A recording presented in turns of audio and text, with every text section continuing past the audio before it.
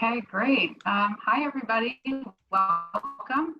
My name is Tamara Levin. I am so excited to be moderating this panel today on navigating the return to work as part of the Future Work series that is being put on by Kettle Space and Hacker Paradise.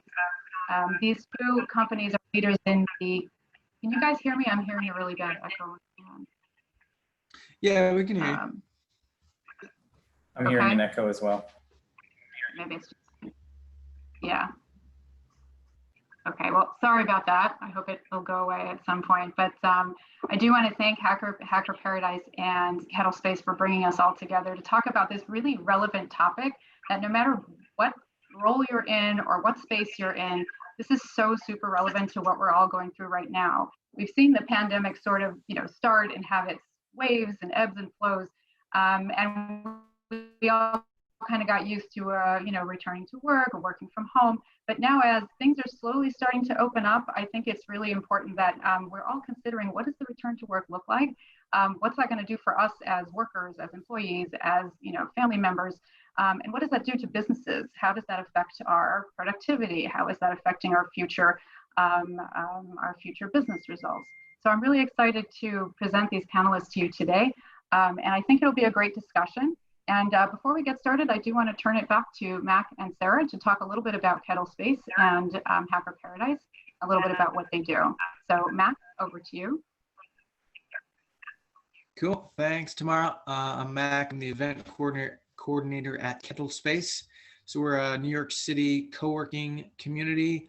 So we take hospitality spaces and turn them into co-working spaces. So that was pre-COVID. Since COVID, we've launched a virtual platform for our community to connect and network. It's free to join. You'll all get a link to join. And yeah, just want to thank everyone for joining. I think this is, like Tamara said, a super relevant conversation and something that we're as a company navigating ourselves. So I'll pass it over to Sarah now. Hey everyone, this is Sara from Italy. It's almost dinner time for me. I'm starting to get hungry. And I'm head of operations for Hacker Paradise. And what we do is that we aim to empower remote teams and position businesses for remote success. What we do is that we do that by offering innovative solutions for businesses that want to leverage the remote work and also the travel side of it that we're going to be able to enjoy once the pandemic is over.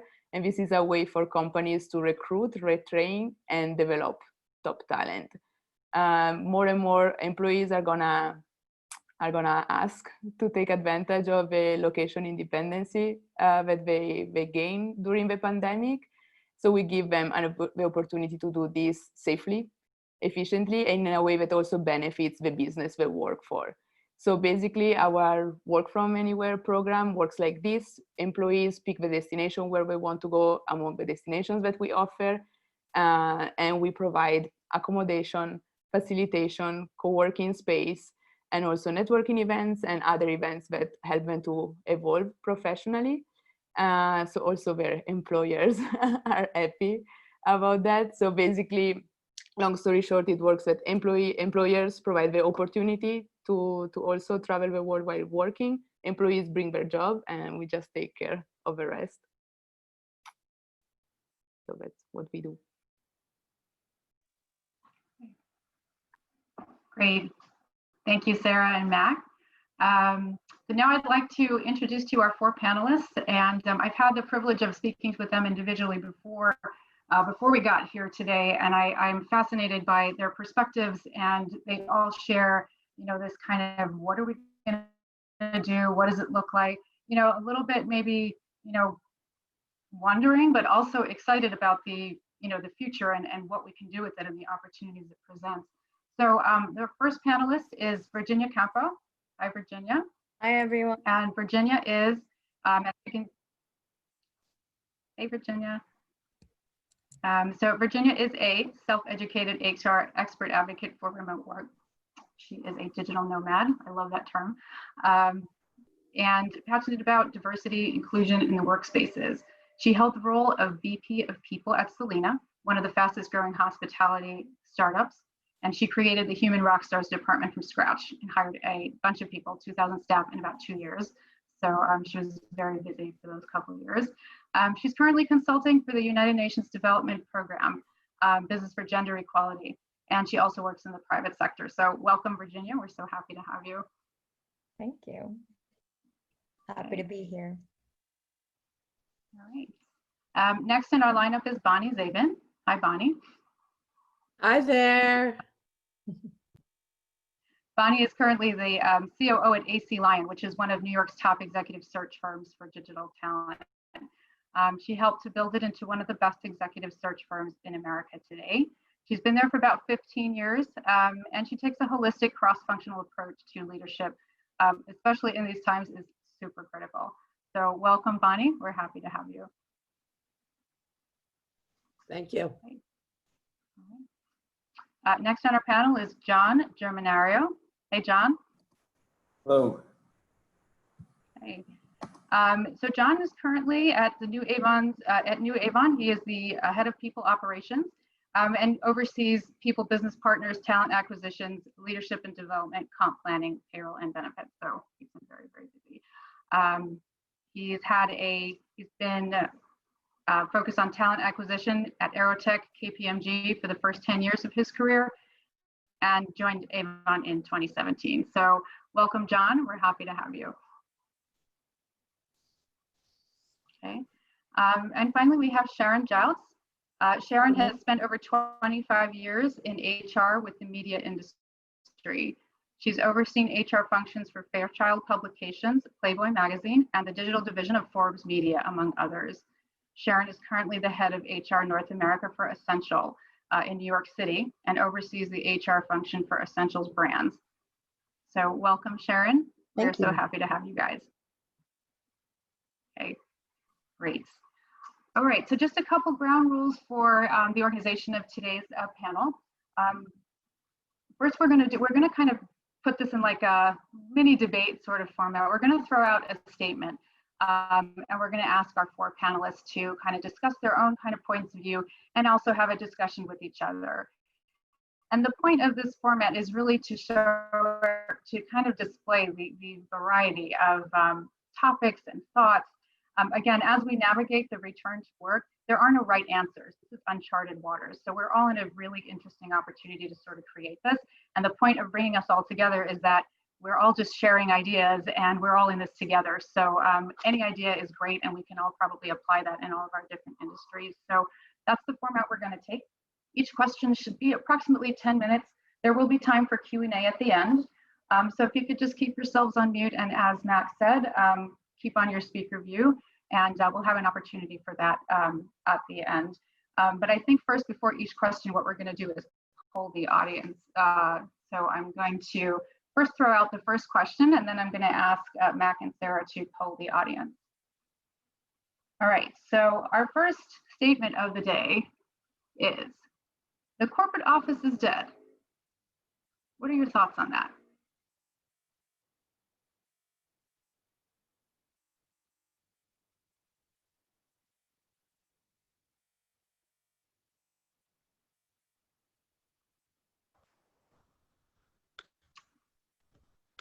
Okay. Still going? Interesting. Wow. Okay. That is fascinating.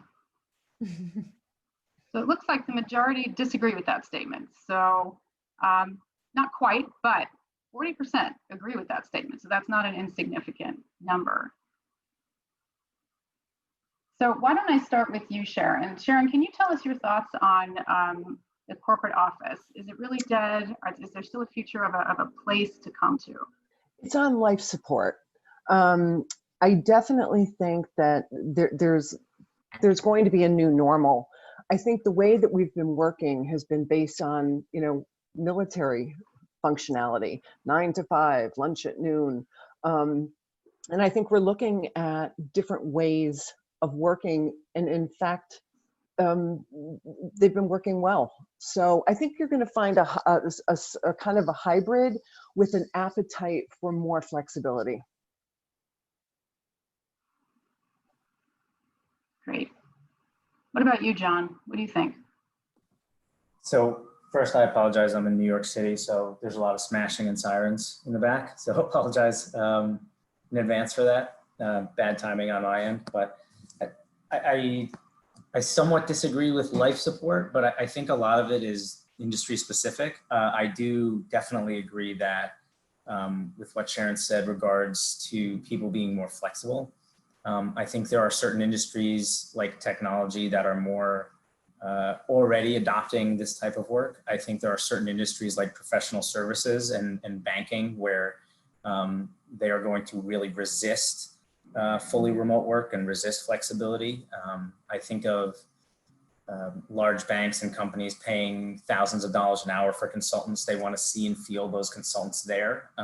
It's not right. I mean, I wouldn't be someone who needs to see that, but I think when you have multi-million-dollar engagements, there'll be people who are wanting to see and feel those people. And then I also think there's the in-between. There's companies who maybe are traditionally in person. I think of my current company where we were never all that flexible, but now things are going very well. So why rock the boat, right? And are we really going to ask people to return 5 days a week to Manhattan, commuting 3 hours a day when things are going well?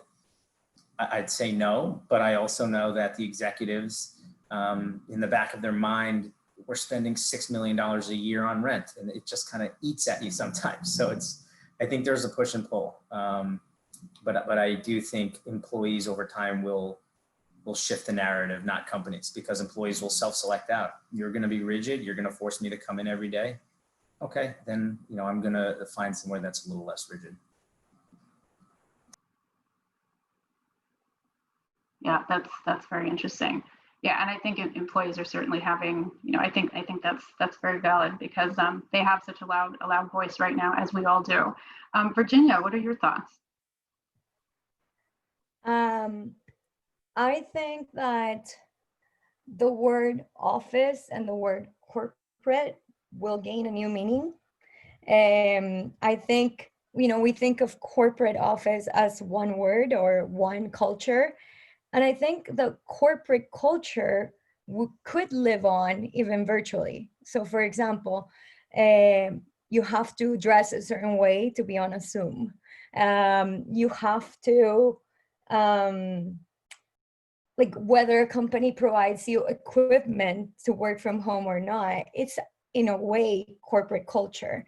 So I think the corporate culture could transcend virtually and will continue to exist, and we will be able to differentiate still what is corporate culture, what is not that corporate, what is more flexible, more startup-ish, etc. And then office will also evolve in many ways. We're seeing it already. I shared with Tamara, I've been using lately this really cool startup called Remo. And they started doing like virtual spaces for events, but now they're doing virtual offices, which is not the virtual office we used to know, which is somebody like answering the phone and saying you're there, you're not there.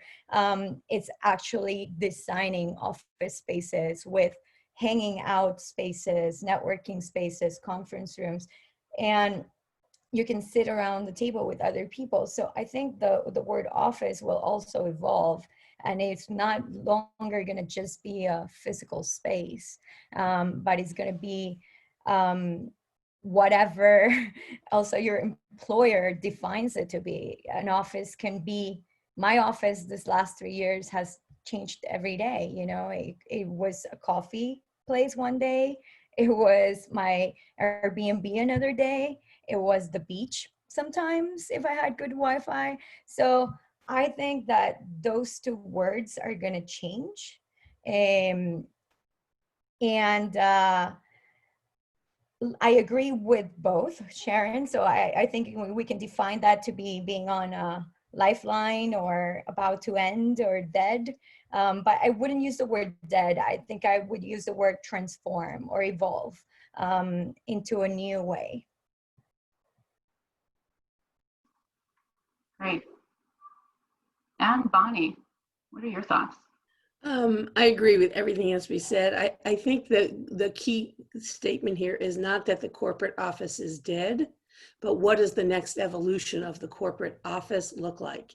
And one of the things I just wanted to highlight is for a lot of us, the corporate office it gave us different needs. It fulfilled different needs in our life.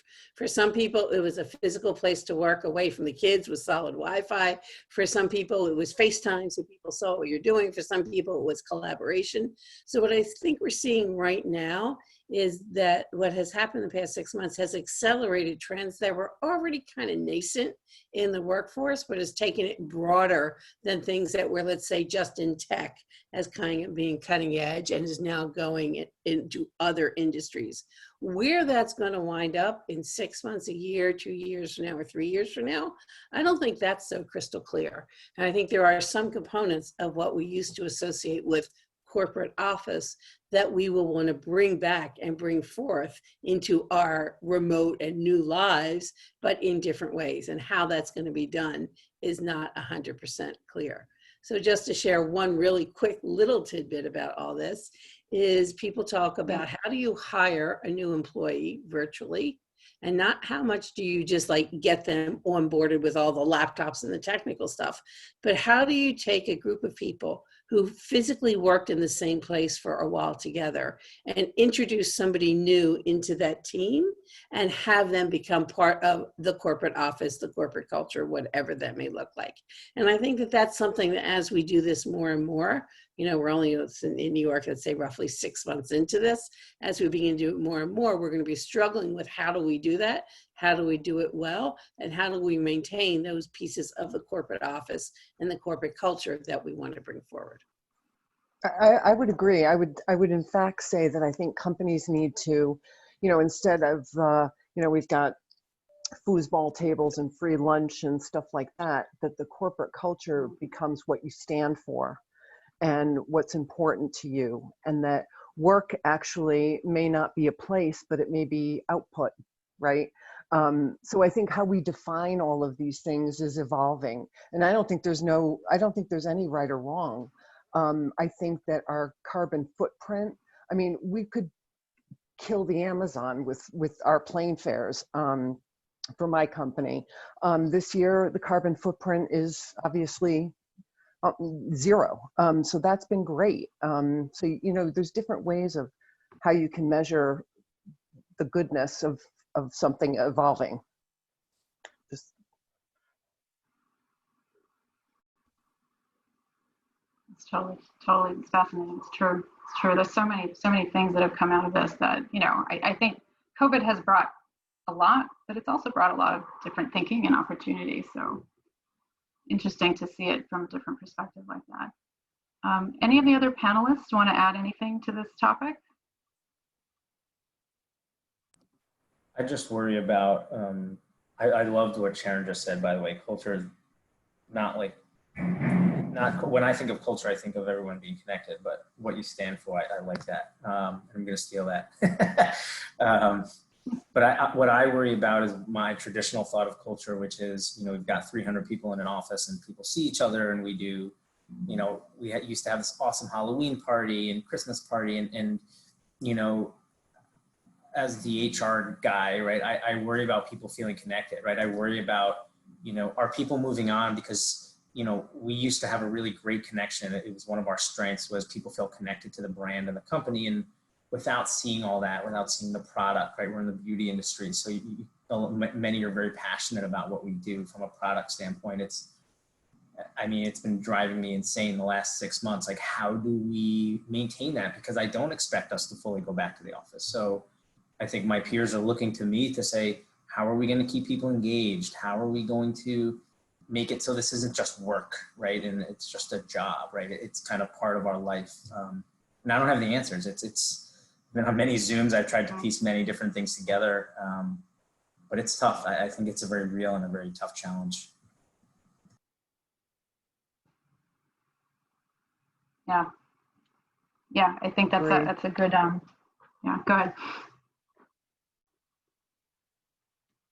I was just agreeing. Yeah, it is a challenge. It really is. And it's exhausting doing it all virtually and on camera. Yeah, definitely a different dynamic than what we were used to. Okay, so thank you very much. We're going to move on to the next statement for our panelists. The next statement is, remote workers are more productive. John, your thoughts? Oh, wait, hold on. Polling first. Sorry about that.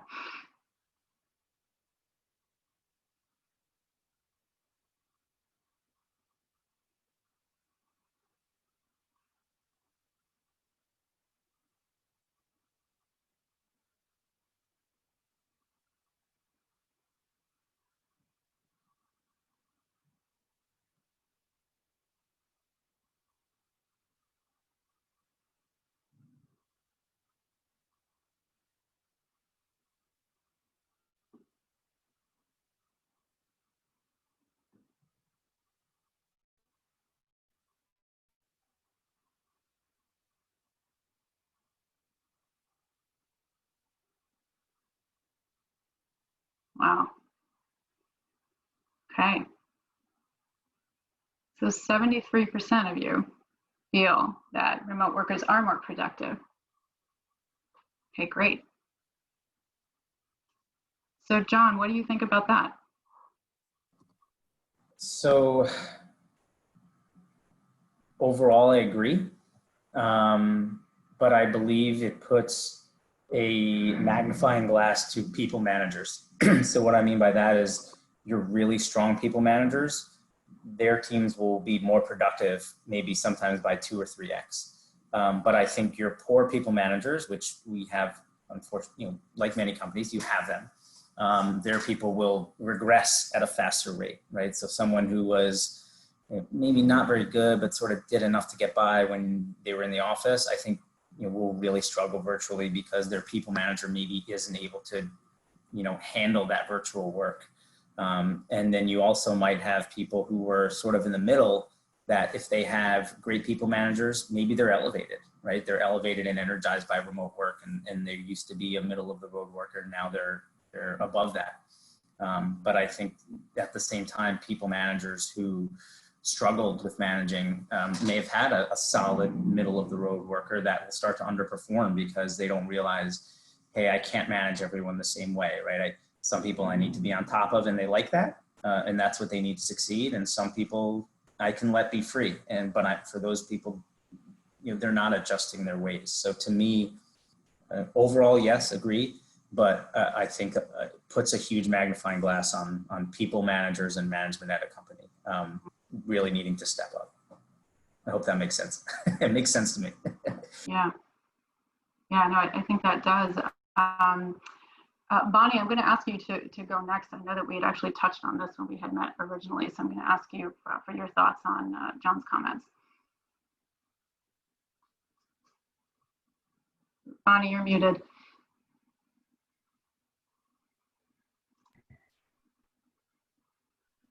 I think it's highlighting for us what our strengths and our weaknesses were as managers, both for us as individual managers and as, people who manage managers and all this kind of stuff.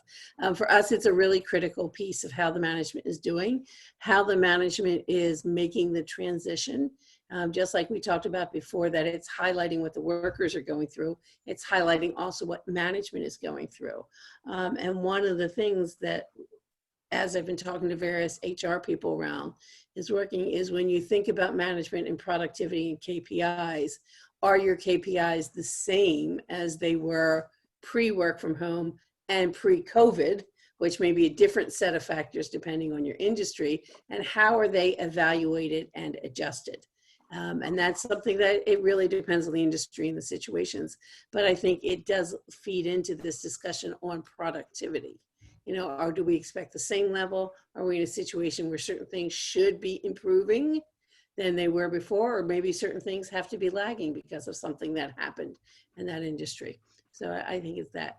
I just want to say one other thing about workers and productivity that has been running through my mind.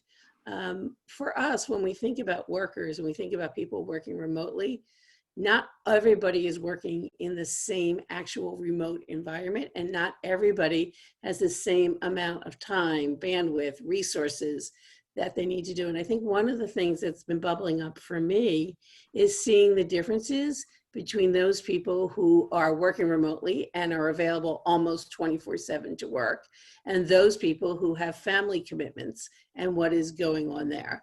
And one of the things that I've just been kind of struggling with and thinking about is we're seeing what's going on with this right now near term in, let's say, the first 6 months, when certain people aren't available to work 24/7 like their bosses would want them to. And in a lot of cases, that's the women. And what does that say about our workforce? And where does it leave those women in terms of moving in promotions in a year, 2 years, 5 years, when because of other reasons they weren't as available to carry as much as, let's say, maybe some of their single colleagues would be. And I don't have, again, I don't have the answers in terms of productivity, but I do think it is something that we, as people who think about these things, need to be just concerned about. Great. Sharon, your thoughts? I agree with everything that's been said. Yeah, it's interesting, and I mostly agree that people are productive. I do worry about a couple of things. I do worry about childcare, people with childcare issues, people that struggle with any form of domestic abuse, people that struggle with who knows, God knows what, and their managers. Because now, in a remote world, your communication and conversation has to be very intentional. So you're not going to see Sally in the break room with the bags under her eyes and say, "Geez, is everything okay?" So you've got to be very intentional about your reach out. And that's not easy for a lot of people. And I think I said to you, Tamara, I do most of my meetings in bathrooms, break rooms, elevators, sidewalks. You know, I don't intentionally schedule a lot of meetings, and now I've had to do that. The other thing I worry about is people actually working too much. They're at the kitchen table at 7 a.m. You know, we're a British company, so the emails do come in, and then, you know, then you're dealing with your regular work until 6 p.m., 7 p.m. So it's been a struggle to make sure that people take breaks and figure out their mental wellness, I think, working remotely. But largely, I think, in my experience with my company, we went remote overnight with nary a glitch, and it's been very productive. But not everyone is, you have to be careful of the ones that struggle and help them along. Sure. It's not the same for everybody. It's not one size fits all. Yeah. How about you, Virginia? What are your thoughts? I actually have something similar. I said that when I read this statement, I said that we cannot, we have to evaluate productivity based on the type of employee, and that includes gender, age, what kind of commute they had to work before, because gender, let's start with gender. I mean, that's one of the biggest ones we've seen. And right now that I'm working with the gender cluster within UNDP, we see, in a way, a disadvantage of women versus men when it comes to remote work, because women have what we call like a triple work day. It used to be 9 to 5 in an actual office. Then it used to be afterwards, you were a mom or a wife or the household or errands, etc. It was a bit more scheduled, and there was a clear physical separation of you go to a different space and you're with different people. Now here everything is together. And so that's one thing. And talking a little bit about, I believe it was Bonnie who mentioned KPIs and how we're going to start measuring those. I think it has to be tied also on the context of each person, which is kind of crazy to think about, because before we would tie them on their position, but now we should probably look at more, is this person a mother? or a father? Are they a household leader? Are they, do we have to be, create new policies on being very flexible when it comes to meeting times, not just like you have to be on the whole time zone that we work in, which is this one, but what flexibility are around that? So I agree that productivity is going to depend a lot on the company leadership and what kind of policies they're willing to be flexible on. The KPIs, I think, are going to have to take into account who this employee is, more than their profession and their title.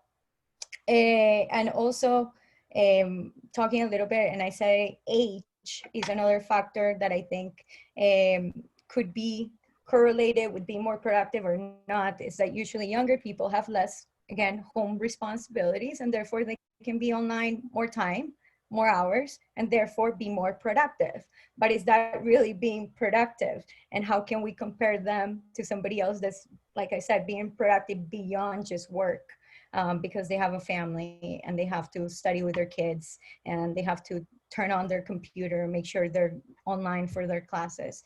So, I mean, I think this will also bring about a huge shift on how we measure productivity at work and hopefully on how we evaluate our employees.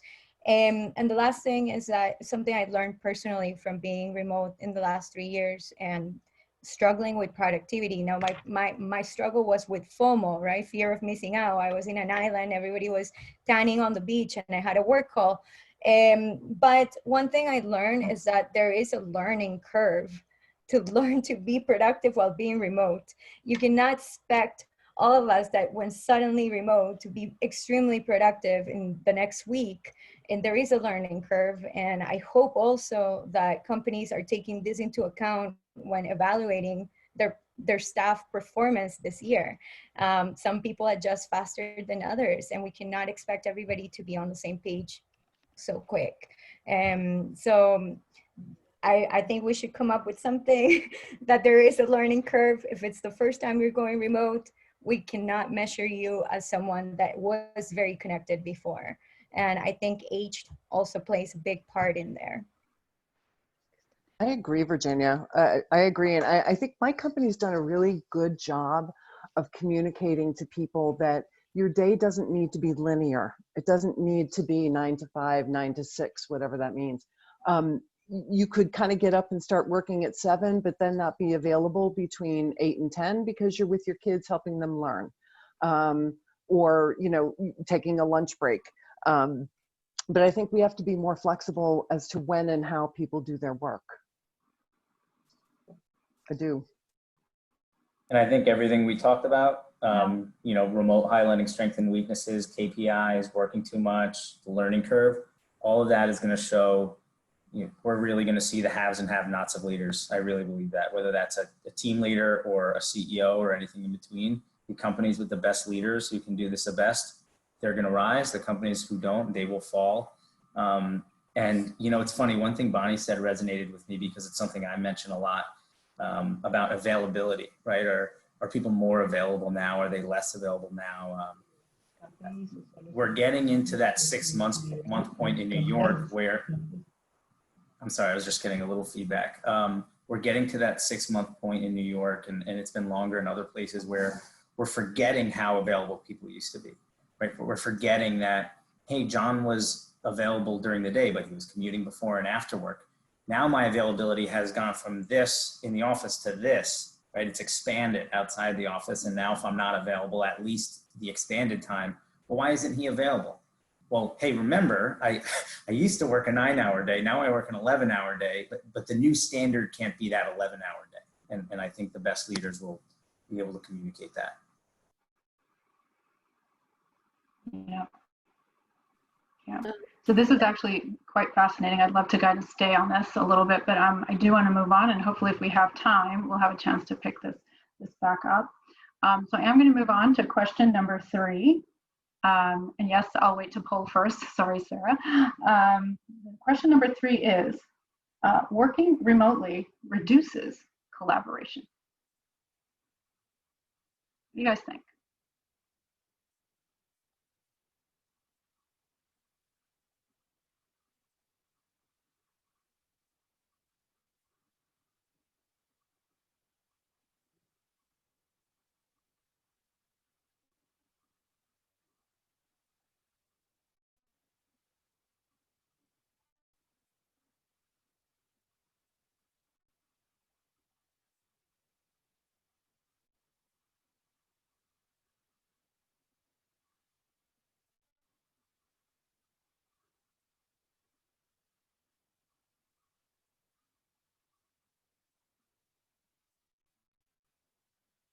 that is almost an even split. So, so clearly there is, very valid thoughts and very valid opinions on both. It clearly has some positives, negatives, and has definitely had an effect on everybody in both ways. So for this question, I'd like to just ask the panelists, whoever wants to jump in first, and then the others can sort of parlay off of each other. So whoever wants to jump in and tackle this one first, please go ahead.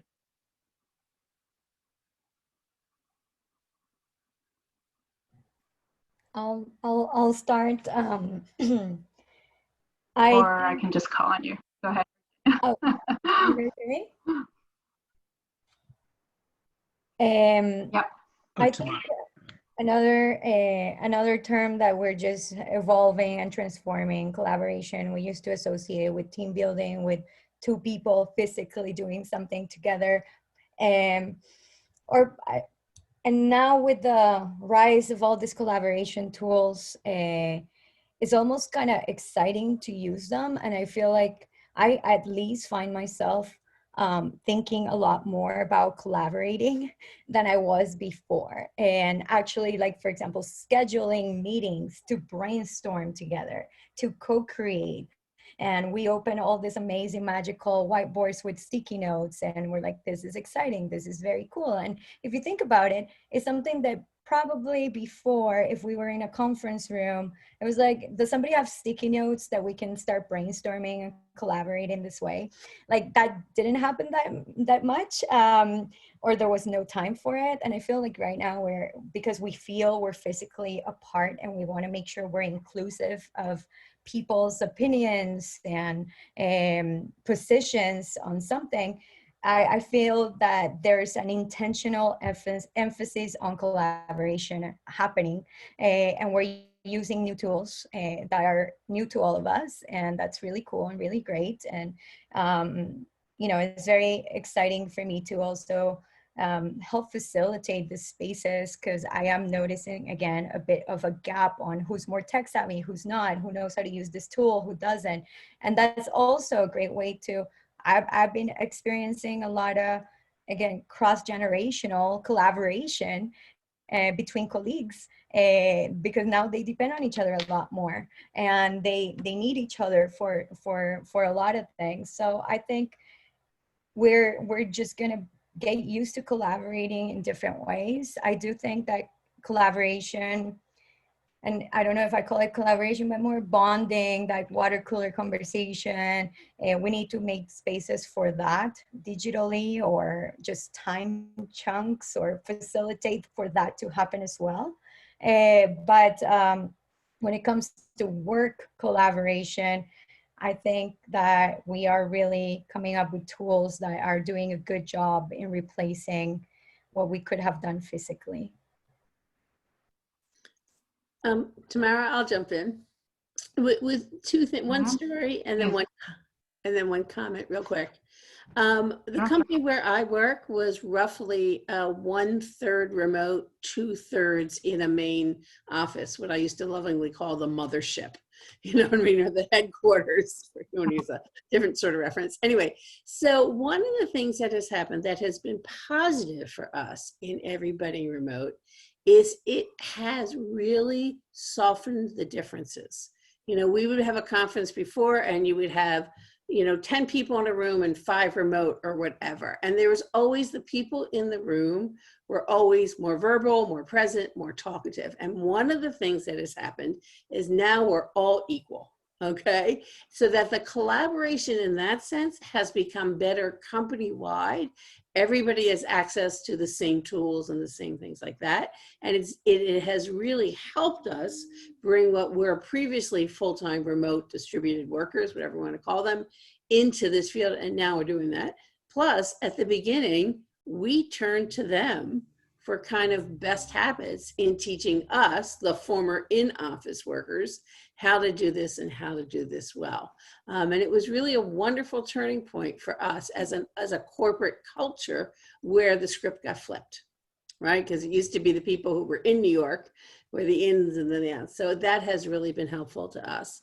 The other thing I just want to say just about collaboration in general is there are best practices for collaboration, and all collaboration is not created equal.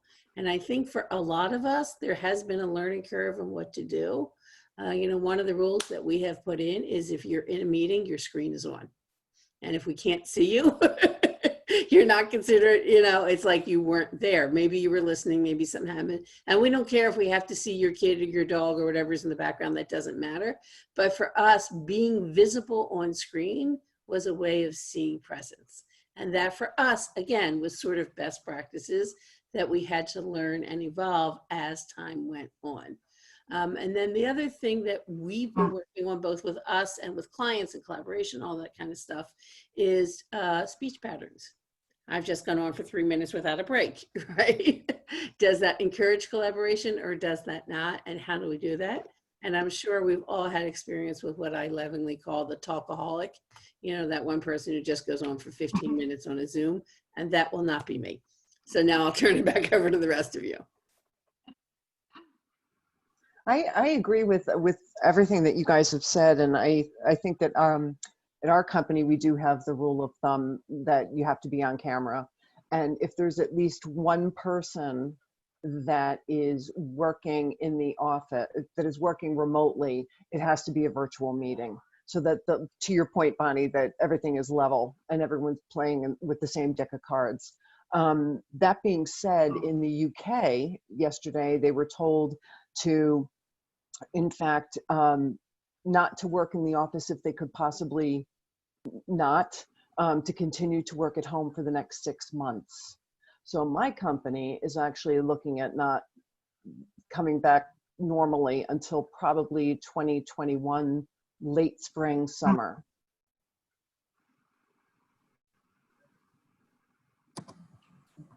So I think that I do believe that remote work reduces collaboration, but I also recognize that that's something that my team and I have struggled with. And when I say collaboration, I think what I mean is also communication. So there have certainly been times every month, sometimes every week, where I should be telling my boss something, he should be telling me something, my team and I should be communicating it, and we're just not doing it as easily.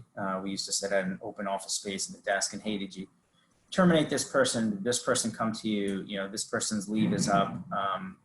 It was just easier, right? And I feel like now you don't know, did I IM them? Did I email them? I don't remember. Did I tell you that? And I feel like sometimes the details get lost in communication. And again, I recognize that's something we need to improve on personally, but I'd have to imagine others are probably learning that as well. And how do we do that, right? Do we have a cadence? Do I have like a standing reminder saying, did you tell Ray everything he needs to know?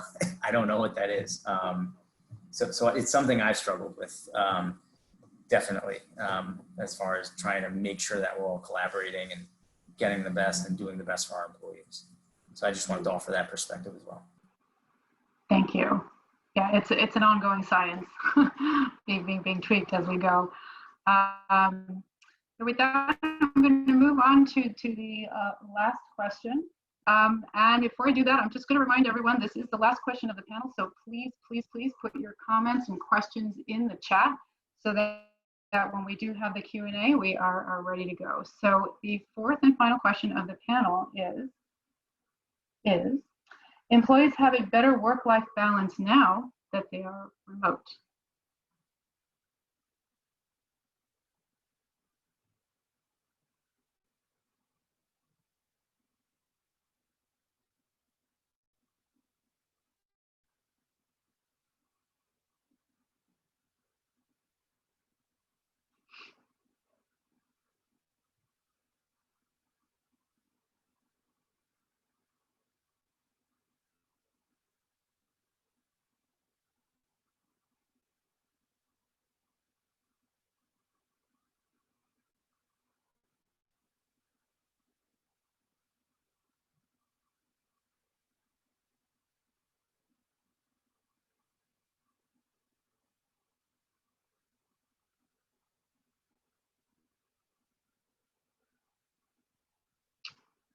Okay, so about 58% feel that that is not the case. So why don't we open it up to our panelists again. please feel free to jump in, any of our panelists. Who wants to take that one first?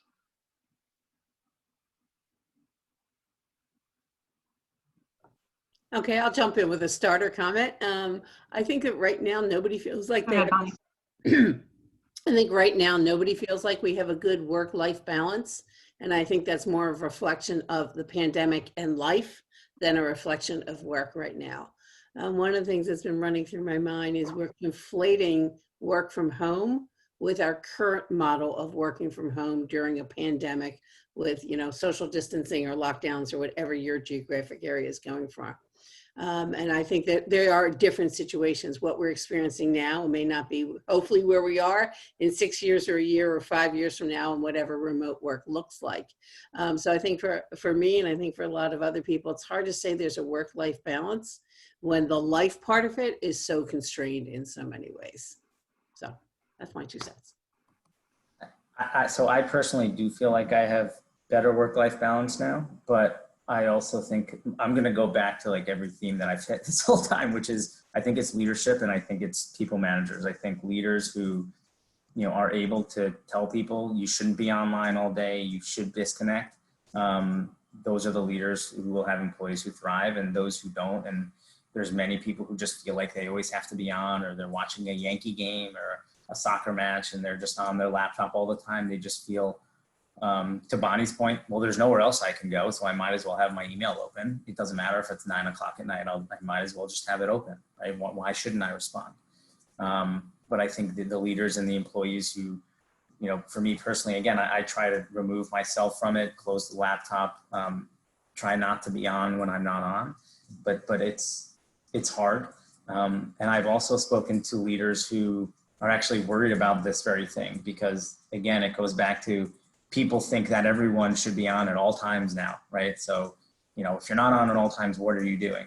And then those same leaders will say, oh, you know, when things, you know, go back to normal and people, you know, can go to restaurants and bars and, you know, parks and feel more comfortable, that, you know, people maybe won't be as responsive. But I remind them, hey, again, that's okay, right? We don't want people to be responsive 24 hours a day. You know, we want them to be responsive overall. We want them to manage towards their KPIs. So I sound like a broken record, so I'll stop. But I think it's all comes back to leadership and people leaders to drive that home. I couldn't agree more. And my company's done a fabulous job at doing that out of the gate, which has been really fortunate for me because I've never worked from home. And I live in a 1-bedroom apartment in Manhattan with my husband and our 2 cats.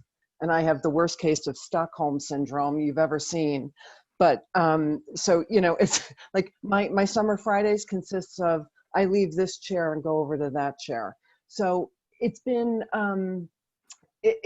really encouraging working for a company with strong leadership, enough to say, take a break, stop, take advantage of the fact that you're not commuting, you know, go for a walk, spend time with your kids, if you haven't killed them yet, you know, do things, you know, that you can take advantage of. And I think that we've done a very good job of encouraging people to do that. But companies that haven't embraced it, I agree with John. There's stop saying new normal. There's nothing normal, and everything is new, and it's still evolving. And if you can't change and evolve, as with everything else in life, you're going to get left behind. So, you know, stop, listen, learn, adapt, and hear what your employees are telling you. I mean, it's, you know, in fact, at 4 o'clock today, I have a meeting with parents, and I want to hear pain points. I want to hear what's been great. I want to hear, I don't have answers. I'm not coming with answers, and I'm not coming with money, but I am coming with an open mind, and I want to listen.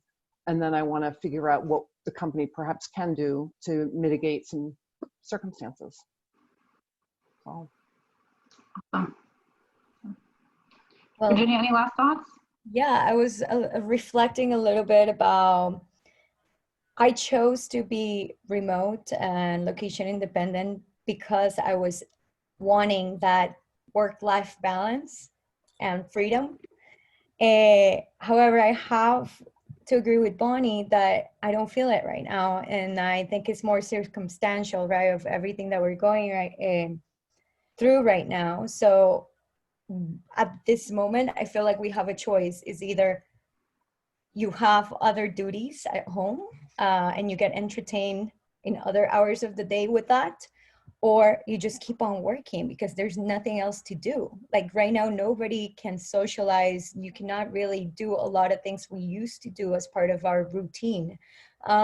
So I feel like right now, this question, the results of these questions might be misleading, not because it's really not, remote work is not a good balance, but it's because of our circumstance. So I agree with Bonnie. But again, and I also probably sound like a broken record here, John, but I think it depends also on the person and if they're household leaders, if they have a family. It depends a lot on who they are as well. But I do truly believe that remote work can be successfully a tool to reduce burnout, to reduce stress, to have better working cultures.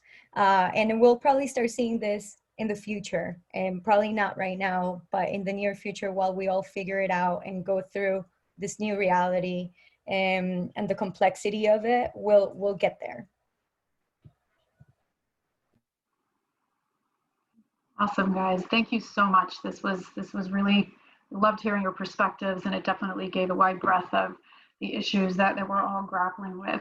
I do want to apologize to everyone. I know we're going over, but this is such a rich discussion. So I hope you'll bear with us for a little while longer while we move from this statement session to the Q&A session. With that, I'm going to turn it back over to Mac to go through the chat and see what questions we have for our panel. Okay, yeah, we've got a couple questions in the chat. As I go through these, I'll just ask the person who asked them. Feel free to unmute yourself and just ask in person. Just make this as much like a normal conversation as possible. So Andy, I see that you had a comment here. Do you want to share that? Otherwise, I'm happy to read it off.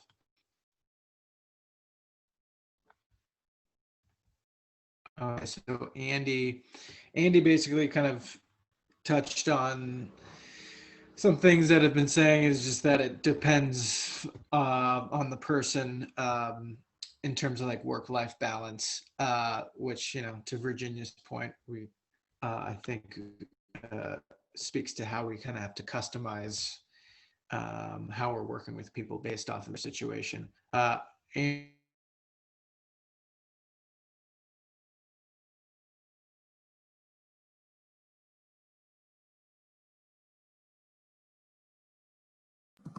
I think we lost Mac.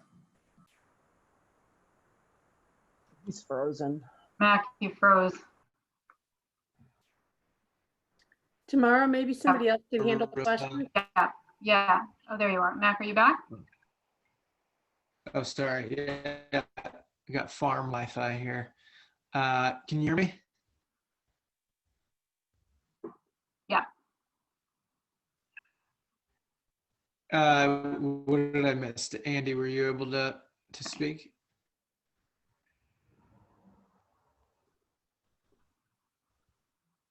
Can you guys hear me? Yep. I think the audience can unmute themselves. Ah, that's better. No, I think you. It's just okay. Yeah, it was locked. Yeah, I think you covered what I had to say, Mac. It's primarily that our experiences are going to vary, and I don't think it's black and white. I'm delighted that there's such an effort being placed by many of us on making sure that our people are not working 83 hours a day and stuff like that. But I know for myself, my experience hasn't changed very much during this time. But other folks, it's up to us, each of us, as to whether we pick this thing up at 9 o'clock and answer something or not. The email may come in, but you don't have to answer it till the morning. Mm-hmm. Create your own boundaries. Exactly. Yeah, because they're not going to be created for you. Mm-hmm. That's part of it.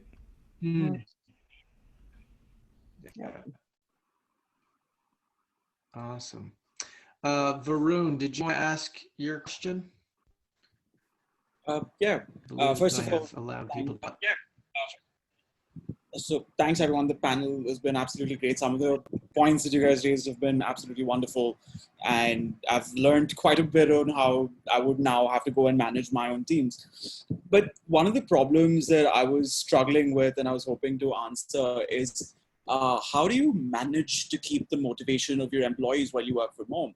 While you're in a physical office, as John pointed out, you have your water cooler, you have the leadership and everything that you do. But at the same time, when you're not able to meet physically and your team is not just spread across one city, in multiple cities, finding a way to get them to be motivated enough to work smarter as opposed to work harder becomes a challenge. So this is an open question to anyone, but do you see any way, and like, because the pandemic is an ongoing process and we're not sure when we would be returning to our physical offices, how do you manage to keep the same level of motivation that you would have kept if you were in a physical office?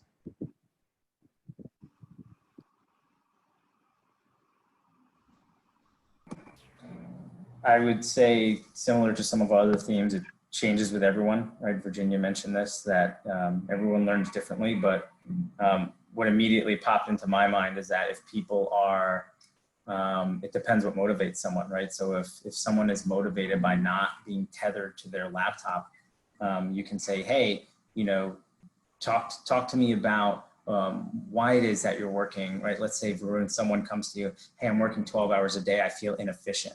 How can I work smarter? Talk through them with it, right? Maybe just saying it out loud of, I'm in these meetings. Well, you don't need to be in these meetings. You don't need to be in a prep meeting for a meeting and things like that. Sometimes it's just talking it out loud. But some of the motivation can be, hey, by the way, if you work smarter, you have your KPIs set. And, whether that takes you 6 hours or 16, the smarter you work, the more time you will have to be with, your family, or play racquetball, or watch TV, whatever it is that you consider work-life balance. So that's sort of what comes to mind for me. I think for me, it's I agree with John. It's about, there's no cookie cutter solution. We're gonna have to talk to people and understand their needs, and we're gonna have to interview and survey and sit down with them or Zoom with them to understand everybody's needs. I think what Sharon's doing is fabulous, and having focus groups with the parents to understand their needs. Like, as HR professionals, that's what we should be doing always, but now more than ever, because the needs are very different right now. And like, I think that inclusion, collaboration, co-creation should be a huge part of creating this new, again, corporate office environment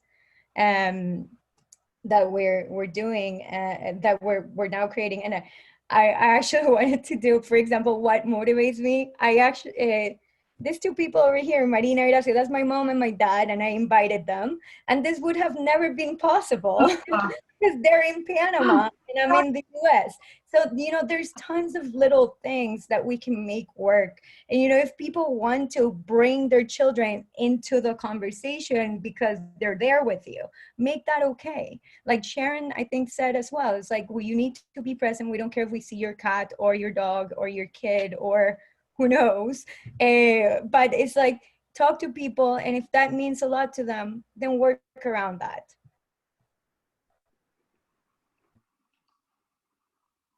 Can I add something? I know I'm a moderator, but can I add something? I just want to say, like, one phrase we used to use in HR a lot was bring your whole selves to work. And I feel like this is the time, based on what you all are saying, Yes. to do that. Now you can bring your whole self to work. And that is everything, your children, your pets, your, whatever, your pajamas, your whatever it is. It just, where you are is part of bringing your whole self to work. So it's amazing how this has actually created that opportunity. Awesome. We have one more question, but I do want to be respectful of everyone's time. To our panelists, are you good to stick around for one more question, or I do you have am. to hop? Okay.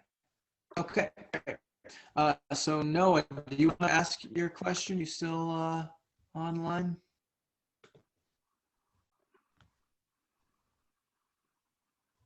Okay, you might hop. So Noah just asked, this is kind of a shameless plug for Kettle Space. Do you think that hyperlocal customized satellite offices will be beneficial for the future of collaboration office culture? I should say that, yeah, Kettle Space is like a co-working company. I don't know if that's anything you guys have considered looking into. I worry that, as you know, all we've been talking about is inclusion and everyone getting together virtually. I worry that for larger companies, or really for any company that may have people sort of here, there, and everywhere, a smaller group of hyperlocal co-working space may work against inclusion, right? You may have 2 or 3 people go in, and that becomes like their sort of a little pod of how they think and ideate and operate, and it might not work, right? It might be counterproductive. But then I can also see the other side of saying, well, if my team is 5 technology people and we need to go ideate in person, we can use it. So I think it could, but I could see also how maybe it could hinder progress that we're trying to make virtually as well. So I could see both sides of that. And you know what's been happening in my company? People have been announcing, oh, we've moved to Pennsylvania. Oh, I'm in Florida. Oh yeah, we moved to California. So it's like, you're like, wait a minute, why? Oh, your background looks different. Yeah, we're in Denver. So I mean, I don't even know how possible that might be. Although in principle, I kind of see it, and I agree. Closer, I think people don't have an appetite to be next to people standing on crowded trains. So I like the idea, but I don't know how practical it's going to be. I'll chime in because I actually surveyed my staff about, the end of August about what they wanted in terms of office collaboration, physical space, and all that stuff. The very clear consensus is nobody wanted to be commuting anywhere to any central office. It was less about the office and more about the hassles these days, especially in larger urban environments of getting from point A to point B. What did come out loud and clear is there is a significant number of people who are living in situations where they need a quiet place to work that is not their current residential environment. It needs to be hyper local, to use Noah and Mac's term. It needs to be very, very hyper local. Like people who are 3 miles apart in Brooklyn don't even want to walk towards each other and then meet somewhere. But they do need a place, especially for people who are in smaller urban apartments, where it is not a good working situation between them and the kids and the spouse and the roommates or whoever it is. It's not a conducive working experience, and that's where the long-term situation gets a little bit more critical. And just one other, again, note for us, not quite a shameless plug, but sharing what we did a little bit, is when we realized this work from home thing was going to be longer than the couple of months we sort of just did overnight when we did. We gave each employee a little bit of a monetary bonus to optimize their work from home physical stuff, whatever that meant for them. Somebody bought a desk chair, and somebody bought a desk, and this one upgraded their internet, and this one wanted a wireless headset. Whatever it was for them, it was for us less important about what you actually spent it on, but that you knew that the company was supporting you in making your remote working situation whatever the best that it could be. And then I just had people take pictures of it and share it actually on a Teams channel, about what they did in their space to make it work for them. And it just brought us a little bit closer to see what other people were doing in their working environments. So it's a little bit of something, but it helps. That's a great idea. Thank you. I love that. Awesome. Thank you. It worked very well for us. Okay. Well, that seems to be the end of the questions in the chat. Mara, do you want to wrap us up here? Sure. So this has been such an eye-opening conversation. It is so great to just hear all of your different perspectives and hear the questions coming through. This is a living, breathing thing, as we've all said. It's going to evolve. It's going to morph. There is no wrong answer. So we will be creating the future of work. We will be navigating the future of work. So the more thoughts, the more collaboration in this particular space, just the better we're all going to end up, because we're all sharing, great ideas. Oh my God, this did not work. Don't try this one. This was our experience. So the more discussions we have in this very, very important space, I feel much more, I feel confident about how we're going to go forward. The innovations will come naturally and organically. So I want to thank our panelists, Sharon, John, Virginia, and Bonnie. Thank you so much. Thank you to Kettle Space and to Hacker Paradise, Mac and Sarah. This has been fantastic. Thank you for hosting, and thank you for asking me to be a part of it. I wish you all the best, and I hope to see you again at the next session, which is going to be on cybersecurity, hopefully sometime in the next coming months. I wish you all a wonderful day. Thank you Thank so you, much. everyone. Guys. Have a Bye. good rest of your week. Thank you.